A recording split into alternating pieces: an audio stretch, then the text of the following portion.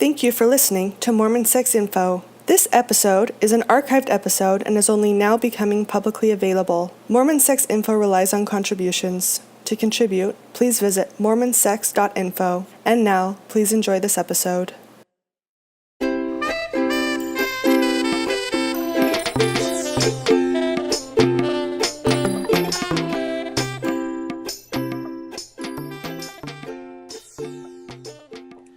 Hello and welcome to another episode of Mormon Sex Info. This is Natasha Helfer-Parker, and with me tonight I have Isa Jones. She's a sex and couples therapist, owner of the Scottsdale Center for Sex and Relationship Therapy in Scottsdale, Arizona. She's a licensed marriage and family therapist and clinical sexologist, specializing in emotionally focused therapy, improving couples communication, creative problem solving, enhancing intimacy, and increasing erotic desire. She has some great history working with couples around issues of sexuality, and tonight our topic is going to be about really getting a handle for our sexual identities, and I'll get more into that with her after I've given her a chance to say hello and introduce herself further. Hello. Hello, Natasha. Boy, that was a mouthful, the introduction. So I'm really happy to be here, and I love the work that you do, and, it feels like a real privilege to be able to talk to your audience about sexuality, so thank you for having me. Yeah, absolutely. I'm so glad to have you. I know I've met you at several conferences through ASECT and things of that nature, so it's been a real pleasure to connect with you. You just to give the audience a little bit of your background, you grew up in an LDS home, so you're very aware of our language and our culture, and have worked with many LDS people yourself. So we're just going to really kind of dive into some of the messaging and kind of cultural issues that tend to come up for LDS couples and individuals when thinking about their sexuality. Great. Absolutely. It sounds good. All right, so why don't we start with just kind of this idea about what it means to create a sexual identity? Well, when I use that term, what I'm really talking about is coming up with a very conscious idea around who you want to be and how you want to show up sexually. So a lot of times I'll sit down with a client and they'll be struggling with desire, or they'll be struggling in their sexual relationship. And I'll ask them, tell me about, who you are as a mother, for example. And they'll have a real clear picture. I'm responsible, I'm involved, I'm, PTA president. They have these roles that they do in their mothering role. Who are you as a business person? And they'll have, again, really clear ideas around who they are and how they identify and show up in this particular role. And then when I ask them, who are you sexually? I get kind of a blank stare. Like, well, gee, I haven't really thought about that before. Who am I sexually? I don't really know. And so that's part of the work of sex therapy, is really understanding who you are sexually and who you want to be sexually and how you want to express your sexuality. And so in the same way, like in an LDS home, you might create a family home evening with lots of detail and a vision and mood lighting and desserts and everything to support this experience. We don't necessarily have those same kinds of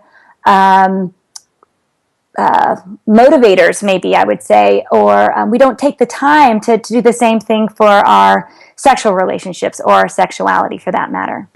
Okay, so you have just thrown out 500 really great things that we can talk about more in depth. So I love it.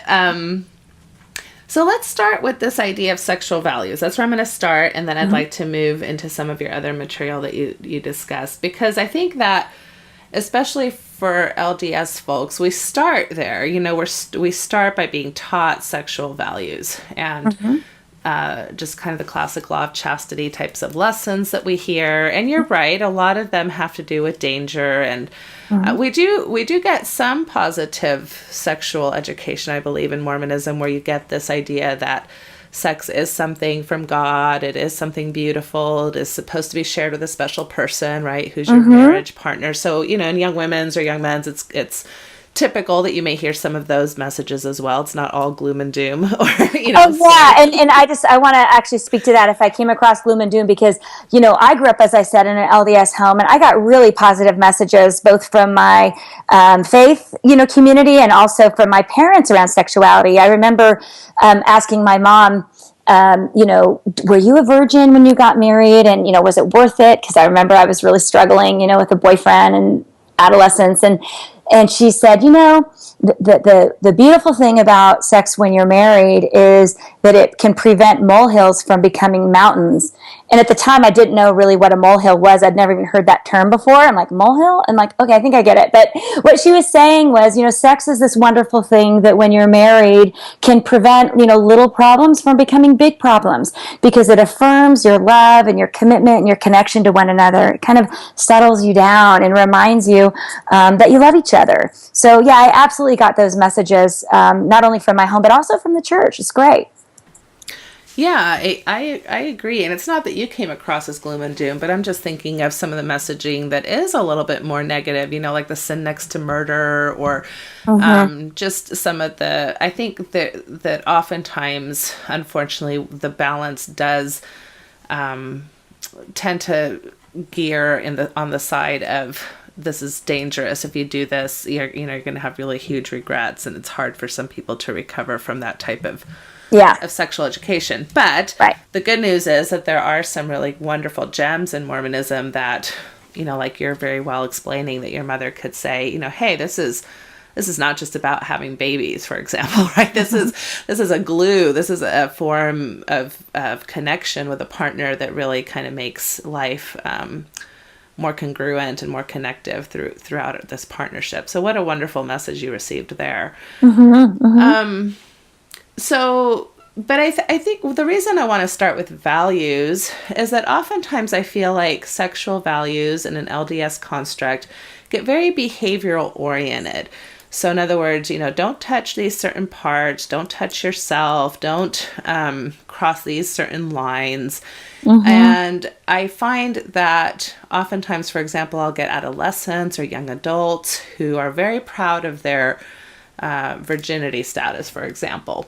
But they're also, in the next sentence, describing quite a bit of sexual behavior, and so, and that's fine if you want to protect your, if you want to set a certain boundary for yourself and not cross a certain line as far as vaginal penile intercourse. But I think the reasoning there sometimes get lost, like I just want to I want to be able to create loopholes around these rules instead of saying more intrinsically, like, what are my values? Why do I want to be protective in these ways? It's not just about keeping my bishop or God happy. It's about what do I really feel is important for me. Beautiful. Does that make sense? Yeah, it makes complete sense. The way I think about this is an internal versus an external locus of control. And so, when somebody has the capacity to really identify their values around something, they experience a great deal of empowerment that you don't otherwise experience when you're just doing what you're supposed to be doing, or you're trying to abide by these rules and bending them in certain ways to get around them. So I like your idea of sexual values because it basically gives us governing principles. So as I alluded to earlier, I think one of the great ways to think about sexual values is do I feel good about myself? These are kind of the governing principles. Is this something that makes me feel good about myself before, during, and after? Is this something that I enjoy, that feels good? Is this something that both my partner and I are comfortable with? And I could say comfortable enough with, because here's the thing on that. It's unrealistic to think that you and your partner are going to like the exact same things in the exact same way. So, the way I like to look at it is if it's a 9 for your partner and it's a 4 for you, then it can be on the table. But if it's a 9 for your partner and it's a -2 for you, then it's off the table. Likewise, if it's a 9 for you and it's a 2 for your partner, it can be on the table. But if it's a 9 for you and it's a -4 for your partner, then it's off the table, because There is going to be some differences between what you find pleasurable and enjoyable and comfortable and what your partner does. So as long as the two of you are comfortable enough and you're paying attention to each other and honoring and respecting one another, then, those would be other kinds of values that you would want to help govern your choices around your sexuality.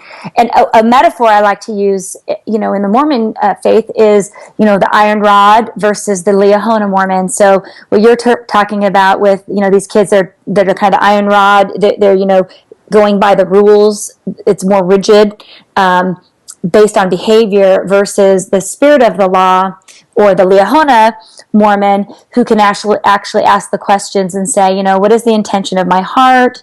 How would Heavenly Father really feel about this? What works for my husband or my partner and I? And let those things be the things that inform what your values are, what you want to enjoy together sexually. I love that you brought up this idea of being comfortable. This is something I often include in my presentations around sexuality, because oftentimes we've gotten the message that if you're uncomfortable, if there's some sense of discomfort in your, body or spirit, that means that you're dealing with something maybe from Satan, or something that's not, a good influence, but there's lots of reasons why one may feel uncomfortable with something. It's new. I mean, if you think about the first time you learned about French kissing, I thought that was kind of gross, But by the time I was 15, I kind of changed my mind about that. So it's just so new things are uncomfortable. And I think there is great value in being willing to maybe stretch yourself in the comfort zone, as long as you feel safe overall with your partner. Right. With that idea that just because I try this once or twice doesn't mean I always have to try it, but I'm willing to at least start engaging in this type of thing that it seems like my partner really enjoys. Right, and to acknowledge that we actually have a great deal of control around what is comfortable. So in other words, how we think about something determines how we experience it. So for example, in the case of, a woman giving a man oral sex, if she thinks of it like, oh, this is where he pees, oh, this is dirty, oh, then you're going to have a high level of discomfort with that experience. If you think of it, on the other hand, this is the most vulnerable part of his body. This is something that, he's so identified with around his manhood, this part of his body.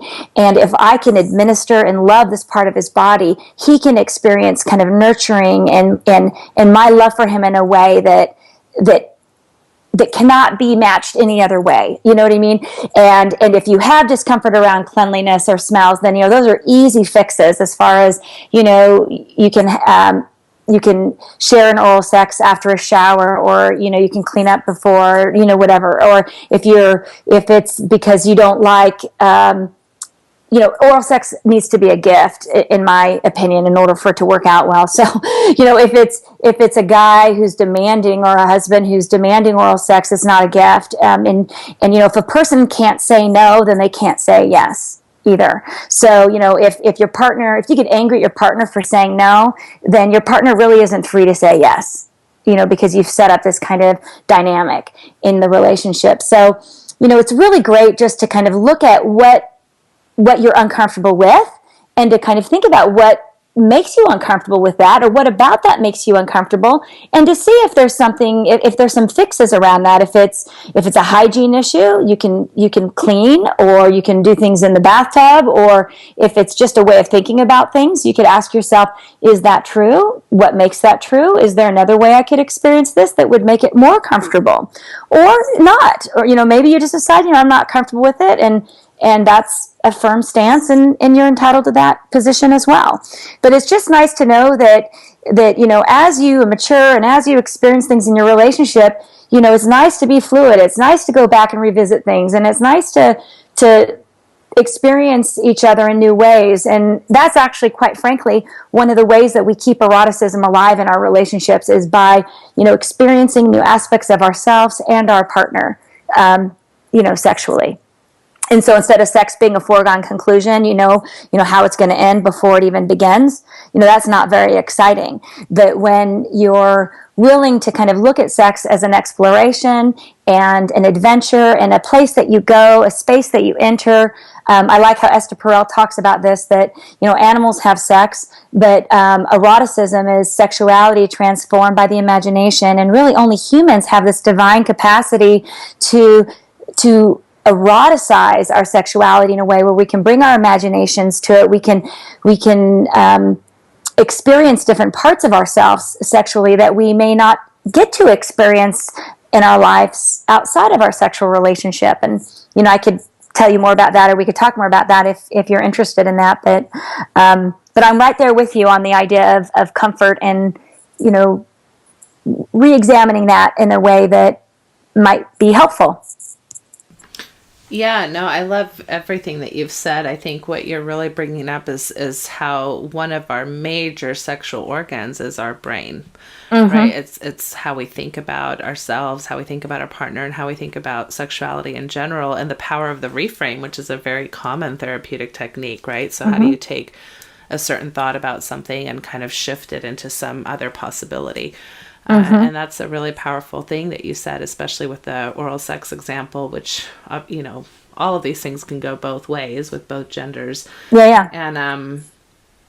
And I think that this also, what I'd like to talk about, which reminded me, which kind of goes with the consent issue too, is, so many couples deal with libido differences, and, sometimes it's the male who's the high libido partner, sometimes it's the female.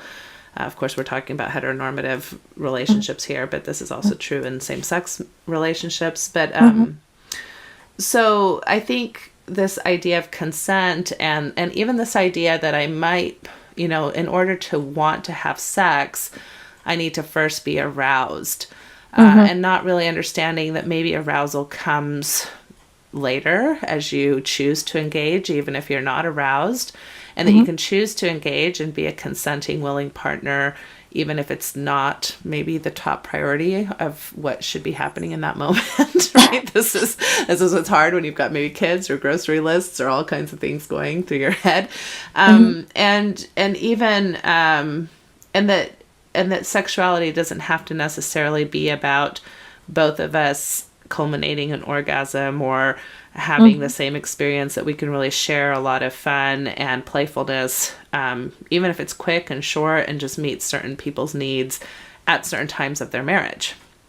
Right. That's why I like the idea of a sensual energy exchange, because, we don't have to define sex as intercourse. And you're right, it opens up so much more possibility for eroticism in our relationships when, we think of just sprinkling eroticism in our relationship. So maybe you're not up for intercourse, but, you'd really maybe enjoy like a 30-second long, kind of a heartfelt, relaxing makeout kiss, kind of a juicy kiss.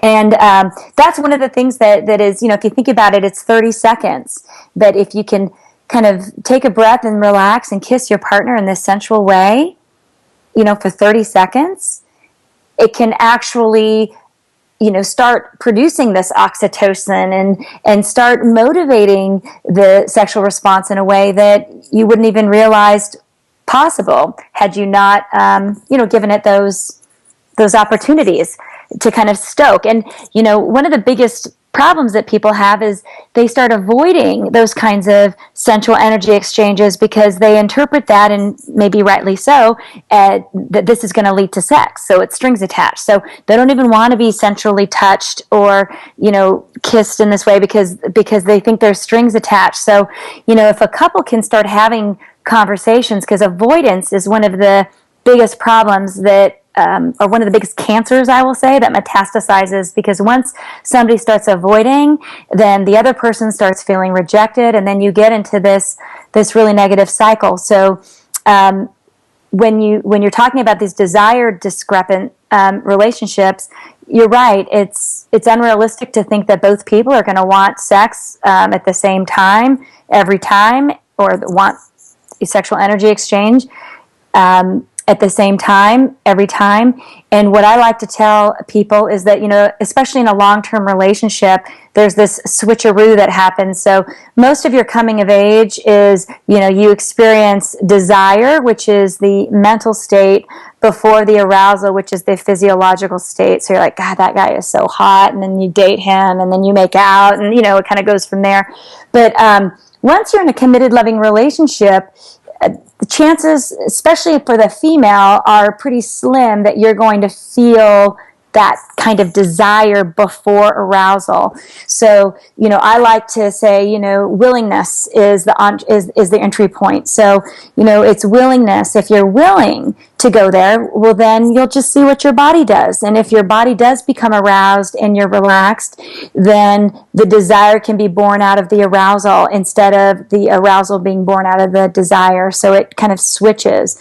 But I also think it's important to underscore this difference between, spontaneous desire and responsive desire, because, most men, not all men, of course, and this is never 100% either way, but generally speaking, more men experience spontaneous desire, which just means like, boom, they want to have sex. They've got the desire. They're looking for a window. They want to have sex. Most women tend to, especially after they've been into a relationship and they're dealing with lots of multiple roles, tend to have more responsive desire, which is more contextually dependent. And so when a couple comes in and they're talking about, mismatched desire, and we kind of slow down that conversation, when I talk to the person who has low desire, we talk about, well, why should you have desire? Is where did you get the idea that you should have desire, and what would be the kind of sex that you would desire, and what would be the circumstances around that, and for a woman who's busy working or raising small children or completely overwhelmed or tired, the last thing she's going to feel is in touch with her desire. So it's really what I like to call more of a context disparity as opposed to a desire disparity. In other words, she needs, in this case, a different context to become interested in sex than he may need. And so the question is not what's wrong with you that you don't have spontaneous desire like me, which is kind of the male as this default standard that goes unchecked. It's more, what kind of context, baby, would turn you on? And maybe she'll give you some ideas like, well, if I came home and I didn't have so much housework to do, or if I felt better about myself and I was able to do, some art classes, or if I was able to, go shopping and maybe get some sexy lingerie or just have some time for myself, these are the things that might make me feel more motivated for sex. And that's why I like to do this exercise, and we can even do it here to role model it, which is, one exercise I got from Gina, and I've heard Esther use it as well, which is, I turn myself off. I turn myself off when, or I turn myself off by. And so I'll have the couple go back and forth. Like, I turn myself off when I read my email before I go to bed. I turn myself off when I'm tired. I turn myself off by thinking I'm fat. I turn myself off when I never have time for myself. I turn myself off when the house is a mess. All these kinds of things that we do to turn ourselves off. And then ask the reverse question, which is, I turn myself on when, or I turn myself on by. And then you start getting a clue around context. So do you want to try it with me? I would love to. Okay, so... And by the way, we're talking... You mentioned Gina, so that would be Gina Ogden. Yeah. Who's a leading sex therapist in our country. And, right. And yes, and you mentioned Esther Perel, so... Exactly. I'll be linking to some of their work as well. Oh, beautiful. Yeah, I love and adore both of them. Okay, so let's do I turn myself off. So I gave a few examples already, but it's true. Like, I turn myself off when I'm tired, and then you bounce right back. Okay, so I have to tell you something that happens for me. Okay. Just quick. Don't think about it. Okay. All right. I turn myself off when I am stressed out. Okay. I turn myself off when I feel fat. I turn myself off when I'm worried about the next day's activities. I turn myself off when I'm mad at my husband. I turn myself off when I don't like my body. I turn myself off when I feel like I'm a cruddy mom. I turn myself off when I am super tired. I turn myself off when I don't exercise. I turn myself off when I overeat. I turn myself off when I don't take time to like do my hair and makeup and put myself together well. I turn myself off when I watch too much TV. Great. So you see how this can go. Yeah. So you start really getting a sense of how you turn yourself off, right? Yeah. Okay. I'm starting So to get depressed. I know. This is why you do this one first. This is like a little note to self. Is there any therapists out there? Do this one first and then end on a high note. End on this one. Right. So the next question is I turn myself on when, or I turn myself on by. So kind of take a breath, transition into a different space, and maybe even kind of think back into a time when you were a little more turned on and say, okay, what was going on then? Okay, so I turn myself on when I'm rested. I turn myself on when I smile or laugh. Okay, I turn myself on when I see my husband doing something that's really thoughtful of either me or our kids. I turn myself on when I'm flirty. Ooh, I turn myself on when I wear sexy underwear. I turn myself on when I have kind of dressed up or felt good about myself all day long. Good. I turn myself on when I listen to music, especially like music from the 80s. Ooh, I like the salsa. So I turn myself on with Latin music. Okay, great. So there are these contexts that we can use. So for example, we've identified music, so audio. We've identified just states, like mind states, physiological states, when you're tired, when you feel good, when you're rested or when you're not stressed. These are contexts that can allow people to get in touch with their desire.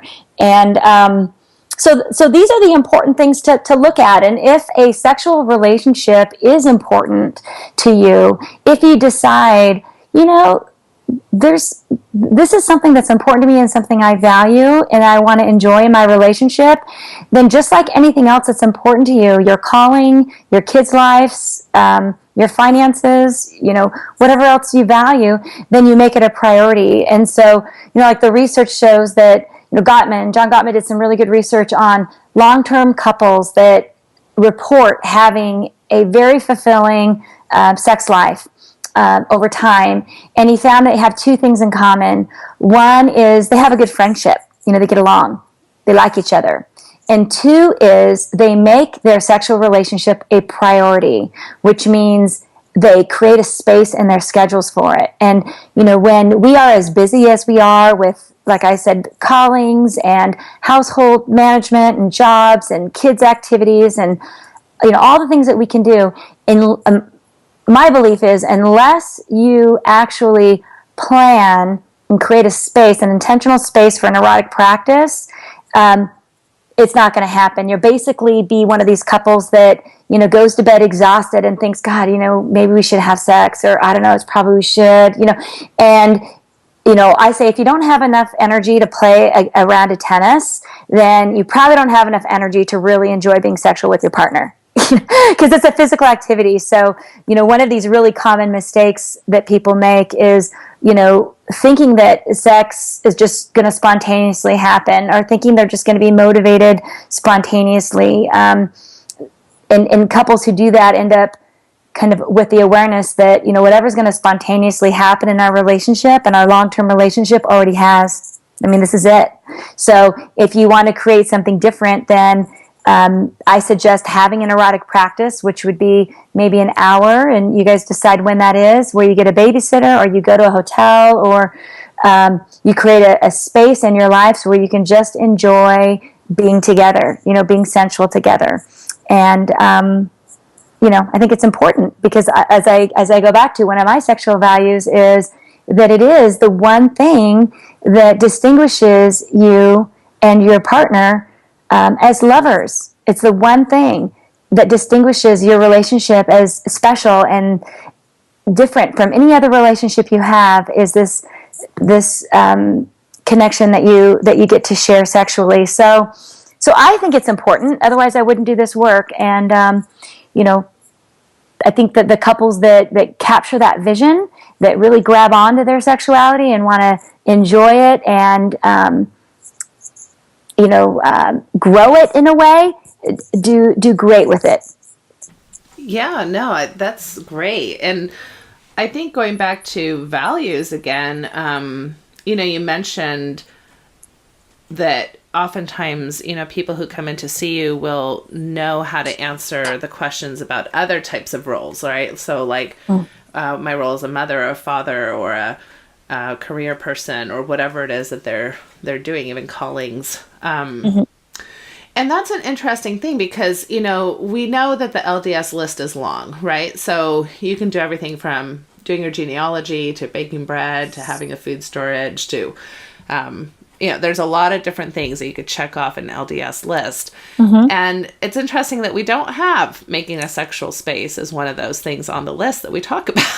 Yeah, let's just write those manuals. If you're going to have an LDS list, I think you should put that one on. I do too. Especially, and it's not just LDS culture, I'm telling you, Natasha, because, honestly, a lot of times parents will put so much energy and time and attention and creativity and responsiveness into their kids' lives. I call it Eros redirected. Actually, I first heard that from Esther Perel as well, where she talked about how, when we think about eroticism, what we're really talking about is life-affirming energy. So most people don't really complain about the frequency of sex. Most people, at least when they come to my office, they're complaining about the lack of quality or vitality or energy that they thought sex would provide or that sex once did provide in their relationship. So it's gone from being this life-affirming,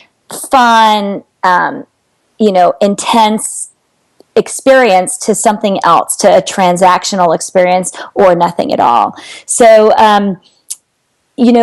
kids, I like to tell parents who kind of focus all their energy on their kids, and I call it Eros redirected, or on their jobs, that, the number one gift that at least I believe you can give to your kids is two parents that have an erotic connection. And so why isn't that a priority? Why isn't that on the checkbox? Why, we have, I don't know if it's monthly or quarterly temple attendance. Why don't we have an erotic practice that's built into the schema for what's important? And you know what? The truth is, it doesn't, why are we looking for the church to tell us that? If it's our own internal value, like we talked about before, then, you take it to God and you decide what your priorities are. And if you feel like this is an important priority between you and your husband, and you want this to be the glue and the gift that you give to each other and to your family, that you two are going to nurture and cultivate this erotic connection, then more power to you, Sorry, I can't go to temple tonight. It's my husband and I erotic practice. Yeah. So, great. it's easier to say no when there's a greater yes burning within. I love that quote from Stephen R. Covey because, and this is why I say it's really important to come up with a sexual vision for yourself and for your couple. And that's kind of borrowing on the work of Barry McCarthy, how he talks about, really becoming an intimate team and creating a sexual style together that's going to meet both of your needs. So, the two of you sit down and you start asking each other, what do you want to experience sexually? What do you long for? What turns you on? What's important to know about you sexually? What does sex mean to you? When do you feel most erotic? Is there something you sexually long for? What's a sexual dilemma for you? There's lots of things to explore around our sexuality with our partners, and then together to come up with kind of a mission or a vision statement, which I have essentially all my couples do that are trying to work on this. This vision can pull you forward when a couple comes back and says, I want to experience closeness and connection and pleasure in our sexual relationship. And you want to feel comfortable with my sexuality. And, we can kind of craft a really clear vision for what it is they want to create sexually, so what they want to say yes to. So it's a lot easier to say no to all the other competing priorities. Okay, so in all of that, you're hitting on a parenting value is something that you mentioned, because I do think, I totally agree with you that so much of how our children go on to be partners themselves is what they've seen, as they grow up. or at least you're giving them a lot more tools to, if you have a positive relationship, to go do that in an easier way for them. So there's a parenting value. I also heard you talk about really a value of your partner's erotic stances or position. And this can get a little tricky, I think, because again, it's if your sexual values have to do with, soulmate type connection, and you're only going to think of me, every single, act or thought is going to be about, I don't know, rainbows and, ponies or whatever, then it can be a little bit threatening or scary when maybe your partner shares some erotic fantasy or ideas that don't necessarily fit this kind of more sacred or holy type of language that sometimes we use for sexuality. So can you talk a little bit about that, and how do we help LDS couples start really being able to be present and safe spaces for somebody to really be able to disclose maybe something that is a little bit off kilter or isn't quite as LDS centric that they might be thinking about. Right. That doesn't maybe fit into this kind of romantic ideal. So what we're talking about is, how can you become a sexual team when maybe you bump up against some disparities between what turns your partner on and what your partner's interested in, and what turns you on and what you're interested in. Is that kind of where you're going? Especially when the assumption going in is that, sex is sex is more stylized around this intimate, loving kind of connection, and that's very different than maybe a power exchange or somebody who has a fetish that wants to incorporate that into their lovemaking. Yeah, so you have a man who says, well, I really enjoy wearing women's underwear. That's something that maybe you didn't expect to hear, as a wife. Or you have a wife who says, well, I really have this fantasy that somebody is kind of overtaking me and even, forcing me to do things. And the husband's really taken aback by that, doesn't know how to even role play that because that's not how he feels about his wife, right? Or you have somebody who maybe is really turned on by the idea of being watched sexually, so if somebody was watching us, that really kind of turns me on, or having a threesome, things that maybe they would never consider doing in real life, but that are still arousal ideas or imaginations or playfulness that doesn't fit into obviously the LDS construct of what maybe they feel like their sexual, how healthy sexuality is defined by Mormonism. Yeah. So, this is complicated. Okay. So first of all, sexuality and our sexual wants and fantasies, are vulnerable, and so there's good reason why people are afraid to talk to their partner about their sexual desires and in fantasies, because they're afraid it's not going to go well. So, I think this is why sex therapy is a great space to have these conversations, because, we can create a context. So the first thing you want to understand about sexuality is that it's not politically correct. In other words, the way the erotic mind works is different from the way your mind works as a responsible citizen. And so, for example, what people fantasize about at night might be the very thing they protest against during the day. A lot of, for example, I find women who have grown up in an LDS culture where they've been very conservatively dressed and have kind of made conscious choices not to be the object of men's desire, to call attention to themselves. They might have a fantasy where, they're dressed scantily clad and like men can't take their eyes off of them, for example. Not that they would really want to be that person in real life, but that's what they find arousing because it's fantasy, and fantasy is not reality. So the other big piece of this is understanding fantasy better.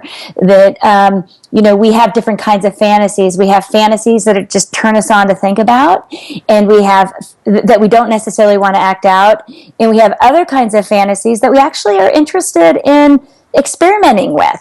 And so, to be clear on which it is. And so typically if I have a couple where one person has expressed a fantasy that the other person, that they'd actually like to act out upon, that the other person is really not interested in, then, we can kind of take the elevator down and maybe find a common denominator that the partner, that they could incorporate some aspect of it in. So, for example, let me just think of a quick example.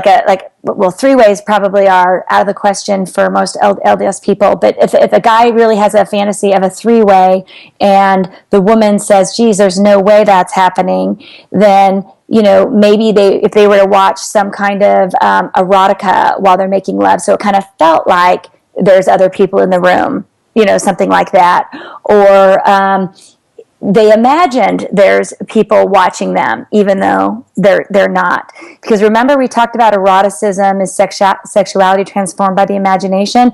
You can really imagine anything and eroticize it, even if it's not actually happening in the room. So we'll work with imagination. Tell each other stories while you're having sex. Mm-hmm. Yeah, this is where role play comes in. If you've always imagined being with a redhead, well, just imagine me as a redhead, or whatever. Or three-way, just you can imagine like putting your hands on your partner in a way like, can you feel her hands touching your neck, and they're really your hands, or it depends on the context of your relationship. There's so many other variables in this, so I don't mean to oversimplify it.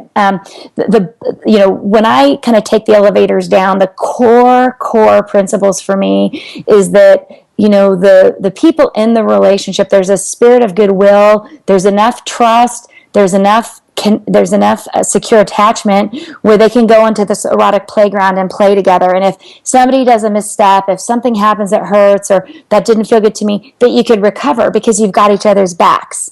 You know what I mean? So even though you're kind of playing and you're trying on different kinds of ways of being sexual together, if it doesn't work out, that's okay, because you're in this context where you really do love about each other, and you really do love each other, and you've got each other's backs.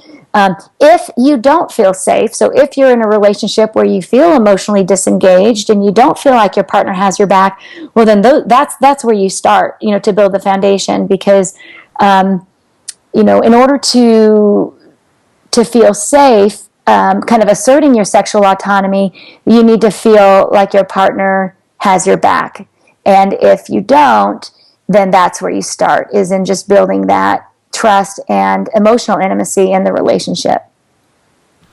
Yeah, I just did an interview with Joe Court, and he brought up this idea that a lot of times these playfulness or these fantasies that we have can seem like a threat. So if you like a redhead, but you're with me and I'm a blonde, what does that say about me? There must be something lacking in me, or you must not be attracted to me. And he was really pointing out, look, it has really nothing to do with you. That's just something that's there. We have very little control over maybe what kinds of things turn us on. And this partner of yours is actually, first of all, telling you about this, which is vulnerability, and that takes a lot of trust to even tell you something like that.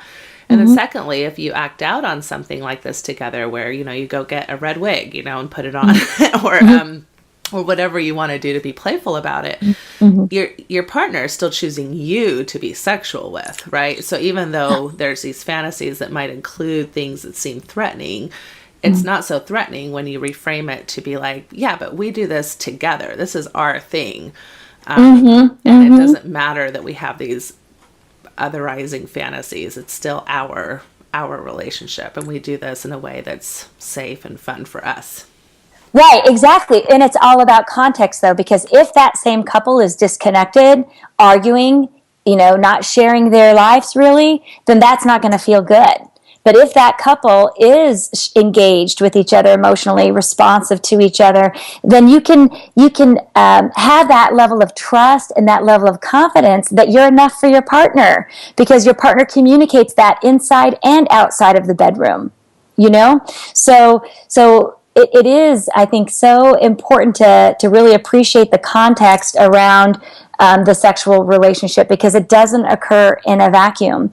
And, I think one of the biggest things that kind of interferes or subverts this for a lot of women and men, I guess nowadays I'm seeing a lot with men, is sexual self-image or sexual body image. So a lot of women think that, for example, if their partner looks at erotic imagery and he is turned on by these other kinds of bodies, that means her, he's not attracted to her, for example. Same kind of thing. If he wants he has a fantasy about a redhead, then he doesn't like her brunette hair.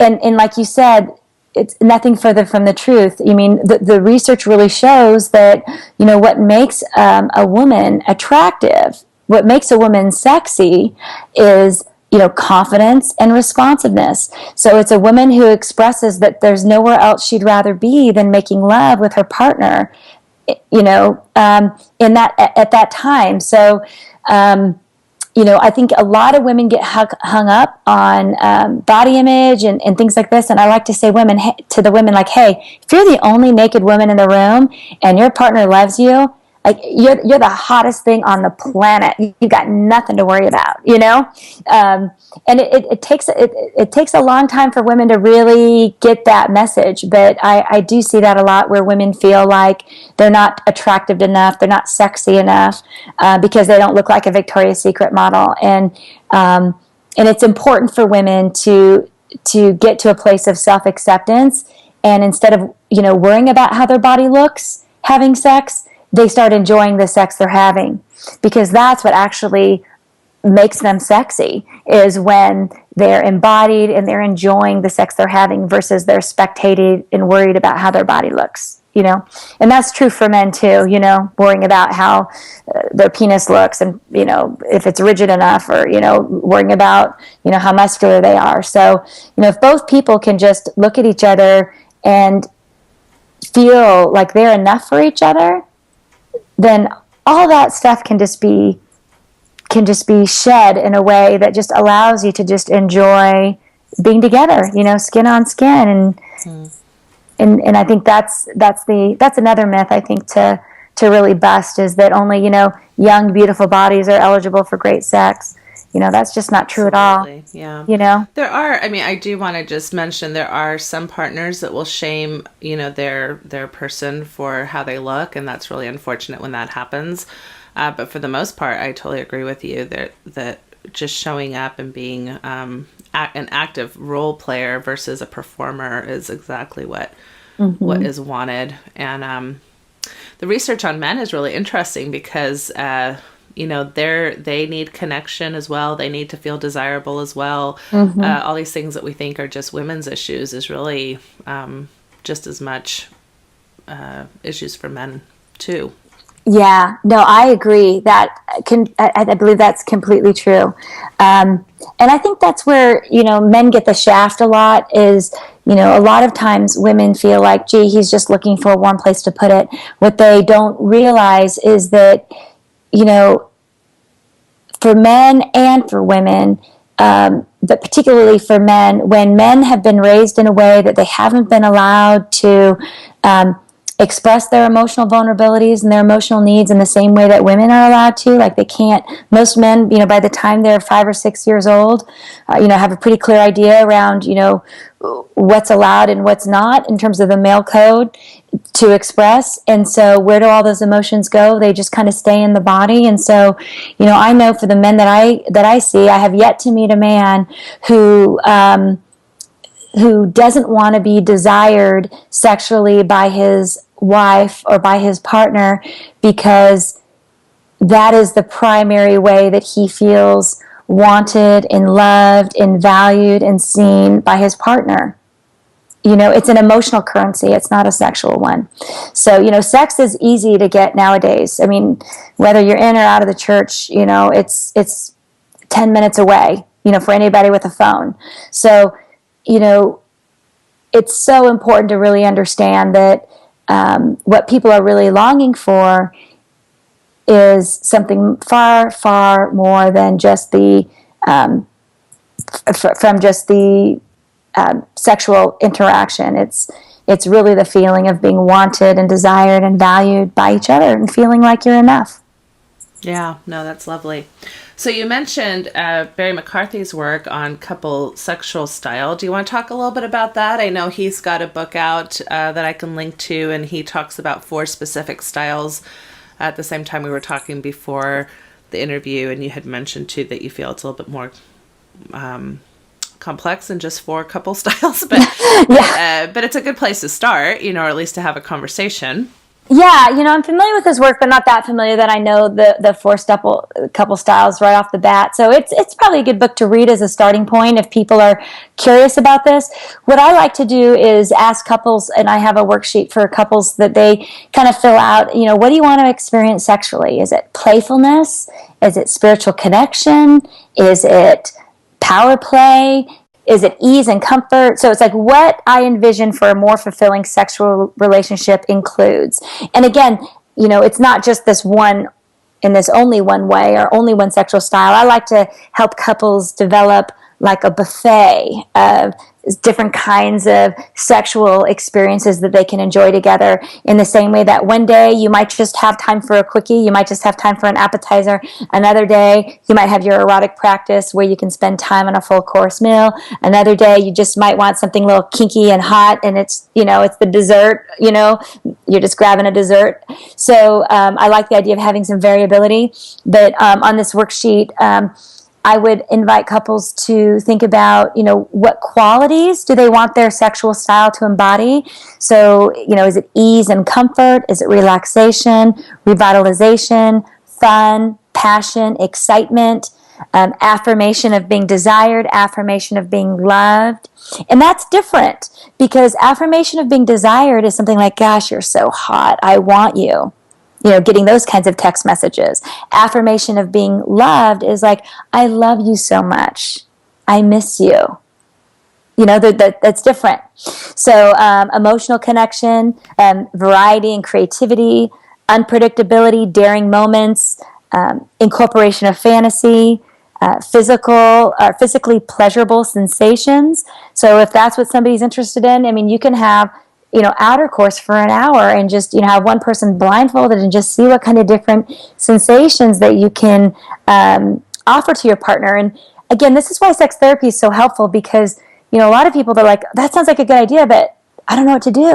Like, how many different sensations can I create? Or like, I have a worksheet that has like the 5 modalities of touch and the different kinds of intensities. So it gives you like a menu of things to try and explore with your partner.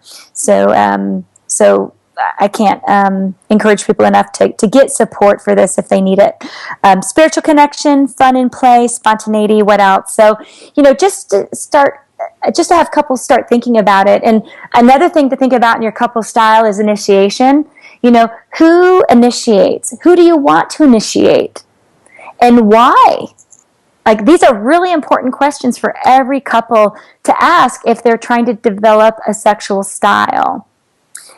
So, so that's some important conversations too, because a lot of times what gets in the way of a sexual relationship is the starting of it. It's getting there. Once they're there, people are glad to be there. They enjoy it, and they say, "Why don't we do this more often?" It's the getting there that presents a problem for a lot of couples. So that has to do with initiation. Whose job it is and why, and how does this person like to initiate. And it's always a great conversation to have. I would encourage any listener to have this conversation tonight. How do you feel about initiating? How do you feel about me initiating? Would you like me to initiate more? How would you like me to initiate? And I'm certain you'll probably learn something if you haven't had this conversation before.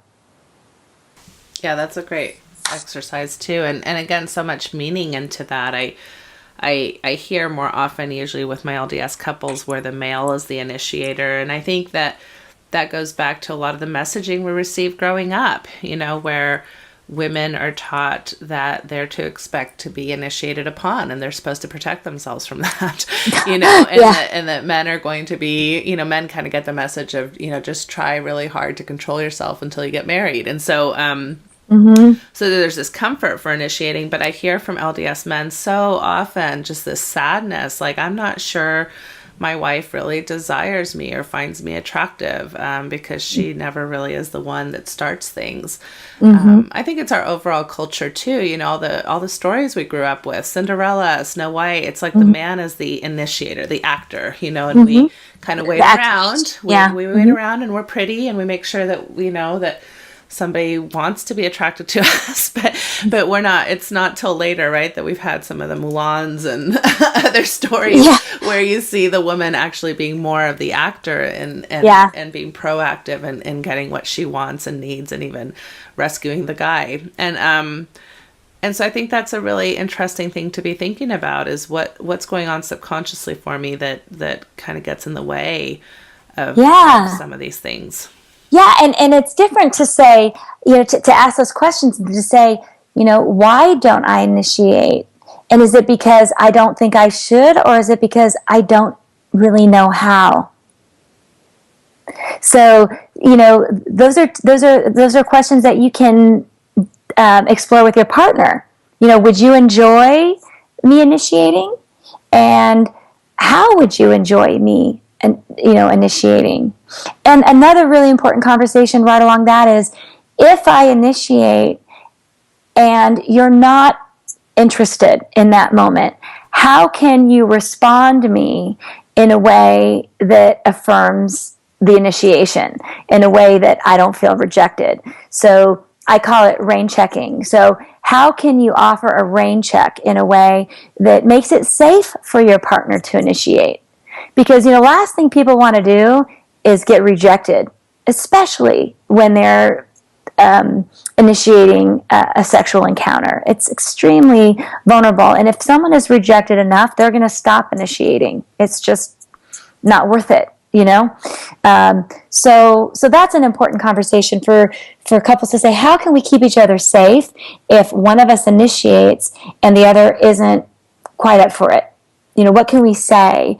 How can we respond so it's okay, and that we can, you know, we can try again the next, you know, under a different circumstance? Or usually, what I like to do is say, you know, if one person isn't up for it, maybe they've got, you know, work to do or whatever, that it's now that person's turn to initiate, to create a space. And maybe, you know, again, spontaneous initiation is a difficult proposition for most families these days, because there's just not a lot of time. So, you know, it's really more in terms of, okay, well, I'm going to plan a time. How does, you know, 3 to 4 o'clock on Saturday look? Let's go. Let's take the car somewhere and let's go drive somewhere. Let's get a babysitter. Let's farm the kids out, or, you know, let's go stay in a hotel room. You know, it's interesting because, you know, I work with a lot of infidelity, and, you know, people spend a lot of time and a lot of energy and do a lot of efforting to have, you know, time with this affair partner. And, you know, I like to say, you know, if you spent just 1/10 of that kind of energy, time, and verve for your partner, you wouldn't have this problem. In other words, people are willing to spend $150, $200 on a hotel room that they're only going to be in for 3 hours with their affair partner, but not with their spouse. Yeah, that's really interesting. So have an affair with your partner. Right. Right. Yeah, exactly. Yeah, and I think there's a lot of meaning ruts there with initiation and rejection, right? So, and it can go both ways. Like, oh, I feel awful. I don't want to reject, so I'm going to do something I'm really not that into, and that causes resentment, you know, and because again, I don't want to hurt. It's this kind of idea that, and we're trying to protect each other, and yet we're actually not, because we're not being honest and vulnerable with one another, right? And it can go the other way too. Like, well, I'll try to initiate, and then if I get rejected, it can go both ways. I can either blame myself, like, oh, I'm such a loser, or I'm not attractive, or I'm not desirable, or it can be blaming the partner, like, you know, you're so rigid or frigid or non-sexual, what's wrong with you? And we just can get into so many meaning ruts because our brains want to make connections of what these things mean, when really oftentimes it has nothing to do with the meanings we come up with. No, Exactly. Yeah. And when we blame, we know all we're really doing is discharging anger and pain.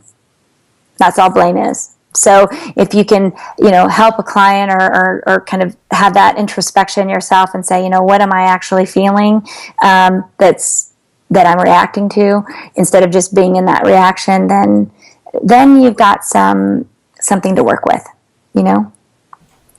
You had mentioned the work of Esther Perel and that you wanted to maybe revisit something around this idea of maybe was it peak erotic experiences or I think so. I think we were talking about eroticism, and I think we did talk a little bit more about that in terms of using your imagination. But I really like her book, Mating in Captivity, because she really talks about the differences and the distinctions between committed love, which is, very, well, if I were to ask you, when you think of committed love, what do you think of? What are the things, Natasha, you think of committed love? You think of partnership, marriage, loyalty, long-term. friendship, yeah, trust, reliability, caretaking. You get, cancer. It's committed love. He's there for you. You're there for him. That's what committed love is. It's beautiful. It's important. It's safety. It's anchoring. It's home. And we all long for that. It's a human need. And then, the other thing though is eroticism, which is actually quite different. And I think this is where LDS culture kind of can misses some of the education around this, because we tend to think about sexuality being in this kind of a caretaking way, and that can be an aspect of it. But for most people, when you think about eroticism and you think about a peak erotic experience, you're going to come up with a different set of adjectives. So when you think about, and I'll ask a group, like when you think about erotic desire, what comes to mind? And it's usually things like hot, dangerous, anticipation, uncertainty, longing, wanting. It's really owning the wanting. So it's quite different from committed love. So if the verb for love is to have, the verb for desire is to want. So it's a different thing energetically, and so what I suggest to couples, and I know I'm going to have a challenge when a couple comes in and they say, we have a great relationship. He's like my right arm. It's like we are one and the same, and we have zero eroticism in our relationship. Like our sex life is on the rails, which is counter to what most people assume. It's not that unusual for a couple to have a really loving companionship and to not have any eroticism or not enjoy a sexual connection in that relationship. So what can happen is a couple can become too familial. That's actually a term I think Tammy Nielsen uses a lot. Familial, meaning that you start getting so familial where the space between you merges. So like you're farting in front of each other, you're going to the bathroom with the door open, you're doing things that just, you start experiencing yourselves as less separate and more just kind of one thing.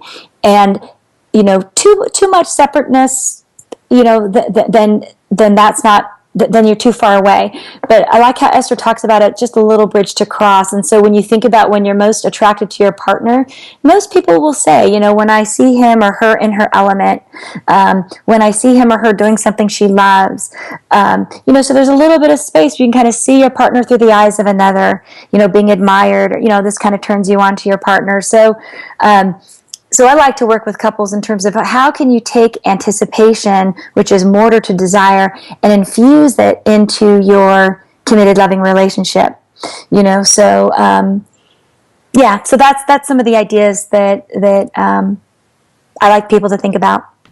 Yeah, I love that because that fits right into this myth that although increasing your intimacy emotionally, like, Gottman talks about friendship can increase your eroticism. That's not necessarily a complete correlate, because you do have people who really have horrific relationships and are having really great sex. and people who are best of friends, like you're mentioning, and really are not super passionate towards one another, and that can be really confusing. So it's interesting how these things balance each other out, and every couple is different, and every person is different. And if there's one message that I could relay to your audience, is that you're normal, you're enough, and you're perfect. And the sexuality is something that we learn, is something that we work with our entire lives. It's not a box that we check. It's this thing that we're going to have many sexualities in our lives. As our life changes, our sexuality will change. So there's sexuality we have before we're married, and there's a sexuality we have when we're newly married, and there's a different kind of sexuality that we experience when we have young kids, and financial demands, or different kinds of stressors, or sickness, or death. Different life circumstances are going to, and as we age, we're going to experience different sexualities. So I like to think of it that it's a part of ourselves that's worth cultivating and honoring and enjoying in a way that we find meaningful. And that's why I go back to that kind of sexual vision statement is do we want sex, or do we want a sexual connection to be important to us? Is it important to me? Is it important to you? If so, how can we create a context for us to really enjoy feeling this sexual connection together? And I pulled this up while we were looking. Sometimes I'll share this with couples as we get toward the end of the podcast. It feels like we should be getting close. It's this beautiful description of sexual intimacy that I've adapted from After the Affair by Janice Abrams-Bring. And, when I'm working with a couple around creating a sexual vision, I like to share this with them because I think it's really inspiring. So if you want, I'll share it with you. It's about, 30 seconds long. I would love that. Okay. So it says, what is sexual intimacy? Sexual intimacy means that in the presence of each other, you can feel emotionally safe and protected while being physically naked. You can be yourselves, yet feel connected. You value passion and playfulness in bed, while trusting that closeness matters more to you both than performance. You can acknowledge your own sexual fears and frustrations and still feel accepted and respected. You can ask openly for what pleases you sexually and set limits on what feels uncomfortable. You can have compassion for one another, knowing that what makes you insecure and imperfect also makes you human. That's lovely. I know, that totally moves me. I get choked up when I read that. I think it's really beautiful. I think it captures the essence of what it's about. Yeah, these terms, right? Vulnerability and intimacy and connection and passion. And it's just, it can feel overwhelming. And yet it's I like the idea of a journey and how you talked about the sexuality at different life stages, because it's again, another myth, I think, that as we age, we should just accept that we're not sexual anymore, or shouldn't be as sexual, when really it's the time, I think, when you really can take all your lived experience and really flourish in a way that you haven't been able to flourish before. I think it's a wonderful time to be thinking about your sexuality in your 50s, 60s, 70s, Yeah, I'm with you. I think to the contrary, I believe my experience actually is sex gets better as you age, because you get better as you age. I agree. You have more self-acceptance, you have more confidence, hopefully, as you're going through life, and you get to relax more, and you get to feel more, I just think self-acceptance is the key. Once you have more self-acceptance, you know more what you want, you know your partner. So I think sex gets better as we age. For couples that stop being sexual as they age, over 80% of the time, it's due to the male partner's disengagement. And that, again, goes back to that old performance model of sex where it requires an erection. So when men maybe get into their 50s and 60s and their erections become less predictable and less reliable, rather than deal with that, which is, really uncomfortable to deal with, they opt out. So this is why, moving into a different narrative that says sex is really about kind of this circular model of just giving and receiving pleasure. An erection isn't required. Intercourse isn't required. There's lots of things that you can do to be sexually intimate and enjoy closeness and connection, which is really the point. Again, when I ask couples, why are we talking about this? Why is this important for you? Why is sex important? I'll get some combination of pleasure and connection. And so, that's the goal. The goal is pleasure and connection. And there's lots and lots of things that you can enjoy with a soft on or without an erection or post prostate cancer or post mastectomy that can embody pleasure and connection. And you get to make the rules of it. So I think it's an important shift to make. And those couples that make that shift, that get out of the performance model of sex, enjoy their sexuality into their 50s, 60s, 70s, and 80s. Yeah, that's lovely. Well, I have so enjoyed our time together, and you've brought so much wisdom and just great information into this podcast. Is there anything that I'm not asking you that you wanted to make sure we covered, or any closing thoughts that you'd like to share? I don't think so. I think it's great that you do the work that you do, and I would just encourage people to reach out and get support. It sounds like you've got a good resource library, maybe online or something, for people can read. Or, if people ever have questions for me or want to work with me, my website is scottsdalesextherapy.com. I'm happy to answer questions if I can, and offer whatever support I can to help people through their life journey. Lovely. Thank you for being on the show tonight, Isa. My pleasure. Take care.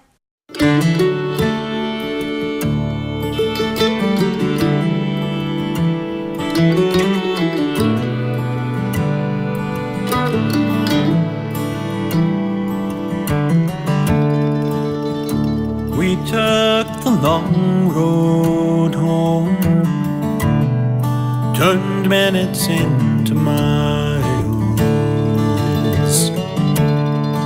And as the evening traveled on, the sunset bathed your smile. We stopped beneath the desert stars, wrapped in each other's arms. Was as simple as I love you, an ordinary, extraordinary truth.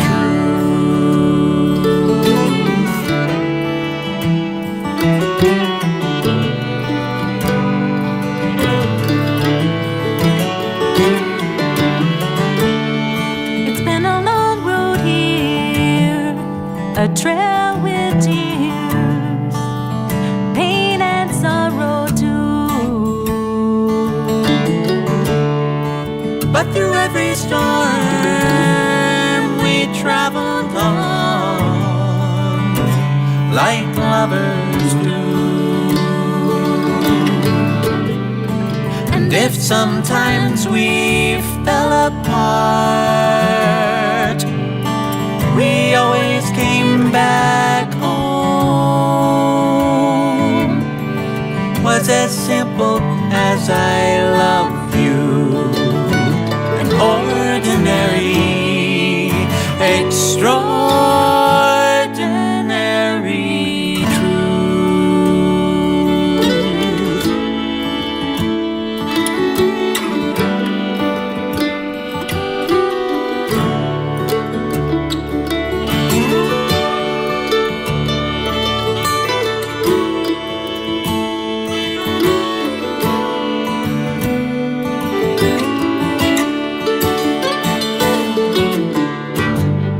Some people say love is blind and forever is too long. But I see your eyes in every sunrise. Can't imagine life alone.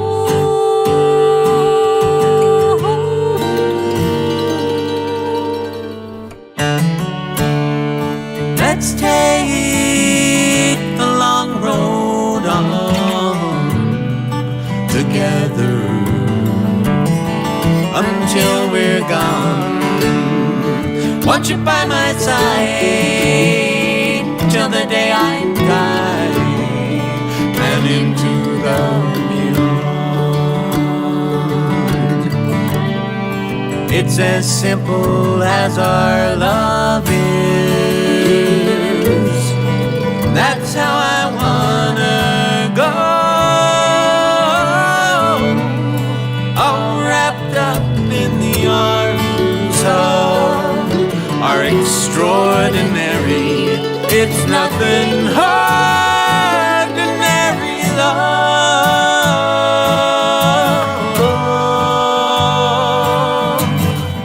Ordinary. Ordinary. No, it's extraordinary